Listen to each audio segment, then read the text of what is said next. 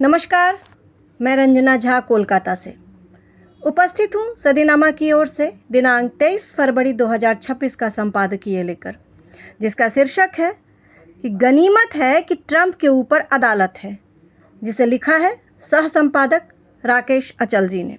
तो आइए सुनते हैं। अमेरिकी राष्ट्रपति डोनाल्ड ट्रंप की आर्थिक नीतियों को झटका लगा है, क्योंकि अमेरिका के सुप्रीम कोर्ट ने उनके ग्लोबल टैरिफ रद्द कर दिए हैं। इस फैसले से डोनाल्ड ट्रंप साहब का दुखी होना लाजमी है, लेकिन इस एक फैसले ने दुनिया भर में अमेरिकी न्यायपालिका की प्रतिष्ठा में चार चांद लगा दिए हैं। ऐसा भारत में तो पिछली आधी सदी में एक बार भी नहीं हुआ। अमेरिकी सुप्रीम कोर्ट में 6-3 के बहुमत से टैरिफ के खिलाफ फैसला दिया है। आपको याद होगा कि अमेरिकी राष्ट्रपति डोनाल्ड ट्रंप ने पिछले साल 10 से 50% तक के टैरिफ लागू किए थे। ट्रंप ने 1977 के international emergency economic powers act का इस्तेमाल करते हुए टैरिफ लगाए थे। ट्रंप ने दावा किया था कि उनके लागू किए गए टैरिफ से अमेरिकी फैक्ट्रियों को फ़ायदा होगा और कामकाज को बढ़ावा मिलेगा। अगस्त 2025 में एक अमेरिकी अपील कोर्ट ने ट्रंप के ज़्यादातर टैरिफ गैरकानूनी बताए, लेकिन उन्हें हटाया नहीं। टैरिफ को गैरकानूनी बताने पर अपील कोर्ट के फैसले के खिलाफ व्हाइट हाउस सुप्रीम कोर्ट गया था। इस मामले में सुप्रीम कोर्ट का दखल तब हुआ जब व्हाइट हाउस ने अपने अपील के फैसले को पलटने की मांग की। अपने फैसले में अमेरिकी सुप्रीम कोर्ट ने कहा कि ट्रंप ने अपनी सीमा से बाहर जाकर अधिकारों का इस्तेमाल किया और नेशनल इमरजेंसी के लिए बने कानून का सहारा लिया। अमेरिकी सुप्रीम कोर्ट ने अपने फैसले में कहा कि international emergency economics power act राष्ट्रपति को टैरिफ लगाने की इजाज़त नहीं देता। इस ऐतिहासिक फैसले से डोनाल्ड ट्रंप के हाथों के तोते उड़ गए। डोनाल्ड ट्रंप ने इस फैसले को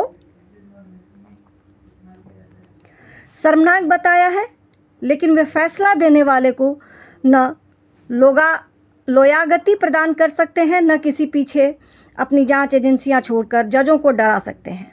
दोबारा टैरिफ भी नहीं लगा सकते। आपको याद दिला दूं कि डोनाल्ड ट्रंप लंबे समय से इस बात की चेतावनी दे रहे थे कि सुप्रीम कोर्ट का संभावित फैसला अमेरिका के लिए भयंकर परिणाम लेकर आएगा और उनके टैरिफ लगाने की क्षमता को सीमित करेगा। लेकिन ऐसा लगा जैसे सुप्रीम कोर्ट ने उनकी चिंताओं की परवाह नहीं की और 6 न्यायाधीशों ने राष्ट्रपति के खिलाफ फैसला सुनाया। न्यायाधीशों ने कहा कि टैरिफ लगाना राष्ट्रपति का काम नहीं है, बल्कि यह कांग्रेस की शक्ति है और जिस कानून का ट्रंप ने अपनी कानूनी रक्षा में हवाला दिया, यानी 1977 का इमरजेंसी इकोनॉमिक पावर्स एक्ट, उसने ट्रंप को इतनी व्यापक शक्तियां नहीं दी थी। ऐसा माना जा रहा है कि सुप्रीम कोर्ट का यह फैसला राष्ट्रपति के कार्यकारी अधिकार के व्यापक इस्तेमाल पर रोक का प्रतीक है। मज़े की बात यह है कि पिछले साल देश के अधिकांश न्यायाधीश ट्रंप के एजेंडे के पक्ष में दिखाई दे रहे थे, लेकिन टैरिफ के फैसले ने सब कुछ बदल दिया। ट्रंप के आप्रवासन और संघीय सरकार को पुनर्गठित करने के मामलों में कई अपीलों पर कोर्ट में सुनवाई जारी थी। जन्म अधिकार नागरिकता को समाप्त करने की ट्रंप की कोशिश और कथित अनियमितताओं के आधार पर फेडरल रिजर्व गवर्नर को हटाने की कोशिश पर भी विवाद जारी है। मुमकिन है कि इन मोर्चों पर भी आने वाले महीनों में ट्रंप को कोर्ट से झटका लगे। अमेरिकी सुप्रीम कोर्ट के इस फैसले का भारत अमेरिका ट्रेड डील पर असर होगा या नहीं, ये बात की बात है, लेकिन जानकार कहते हैं कि रेसिप्रोकल टैरिफ हट जाने से अब भारत को अमेरिका के कुल निर्यात के 55% हिस्से पर अब 18% टैक्स नहीं देना होगा, यानी अब उन पर स्टैंडर्ड MFN टैरिफ ही लगेंगे। भारत के बाकी निर्यात पर सेक्शन 332 के तहत टैरिफ जारी रहेंगे, यानी स्टील और एल्यूमिनियम पर 50% और कुछ ऑटो कंपोनेंट्स पर 25% टैक्स लगेंगे। अमेरिका के सबसे बड़े न्यायिक मंच के फैसले से भारतीय न्यायपालिका को भी कुछ सीखना चाहिए। सरकार के सुर में सुर मिलाने या आधे अधूरे फैसले देने से देश का और लोकतंत्र का भला नहीं होता। देश का भला सत्ता की निरंकुशता पर अंकुश लगाने से होता है।